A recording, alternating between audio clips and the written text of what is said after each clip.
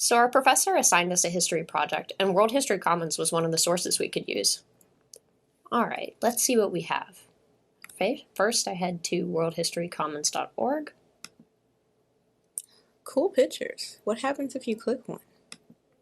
Oh, you're directed to that source. Good to know. Back to the home page. Oh, pictures are different this time. Gotta remember that you won't see this same source on the homepage. The pictures seem to rotate. So in the upper right, I see source, teaching, methods, and reviews. I see. We need sources for our project, so how about we start there? Looks like there are filters on the left side of the page for region, period, subject, and type. I'd like to do something on Ibn Battuta, who traveled across Africa and Asia in the 14th century. How does that sound? Sounds great. So let's try global for the region, post-classical for the time period, and travel for the subject. Apply. The four results don't have Ibn Battuta, but one is an earlier geographer whose map Battuta could have seen. Nice. Let me copy that citation from the bottom of the source. All right, nice. It's nice that every source has a citation already created at the bottom of the page. Let me think. I know too many filters or search terms can eliminate useful sources.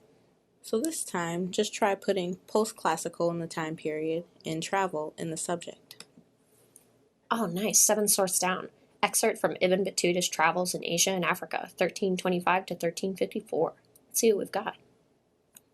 Annotation section looks like someone giving some background information on Battuta. There's a selection, like an excerpt from Battuta's Travels in Asia and Africa, 1325 to 1354. Oh, the credits section shows where World History Commons originally got this selection. Ooh, and there's a citation at the bottom. Copy that. Okay, done. At the bottom of the annotation is, this source is part of the Trade and Religion in the Indian Ocean Network 1100 to 1500 teaching module. We're not teachers, but maybe there will be something useful. Looks like the links are blue with an underline. Long teaching module, Trade and Religion in the Indian Ocean Network, 1100 to 1500. Could be useful. Let's see what's up. Overview says there are 8 sources. We can make our project about trade in the period. If we do that, we'd be done finding primary sources. What's the essay? Oh, it gives a broader context for Battuta's voyages. Okay, that's useful.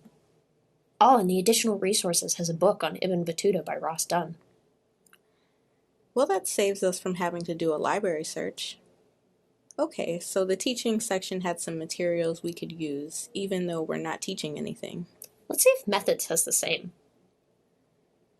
Those pages seem to be how-to explainers for different types of sources. Nothing is an obvious fit for our project. I'll filter for travel. Here's an Analyzing Travel Narratives page. A travel narrative is what Battuta wrote.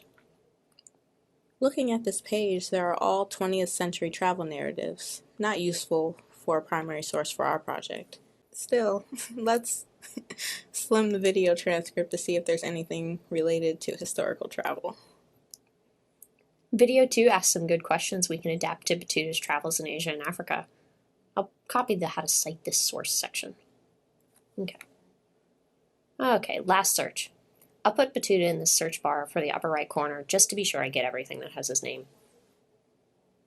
2 sources. Bummer though, both which we've already found.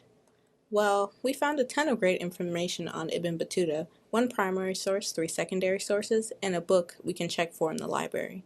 I think the fact that we knew who we wanted to research was useful. And now that we've used the site, I might just try clicking around to see what other sources might be useful.